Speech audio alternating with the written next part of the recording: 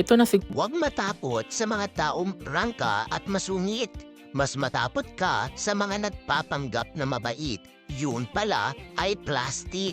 May mga taong akala mo masama ang ugali dahil lagi nakasigaw, mahilig manita at masungit.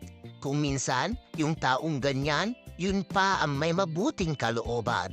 Kesa sa mga taong animo ang hair kung kumilos, pero ang totoo, sila pala ang may masamang ugali.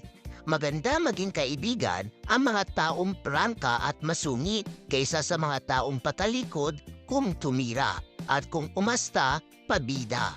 Lahat tayo may bad attitude pero hindi ibig sabihin nun masama ka ng tao. Di tulad ng iba dyan, kunwari mabait lang pag may kailangan at pag napapakinabangan yung isang tao. Tandaan mo, hindi tayo masungit o mayabang. Sadyang dilan nating ugali ang magbait-baitan sa mga taong batikan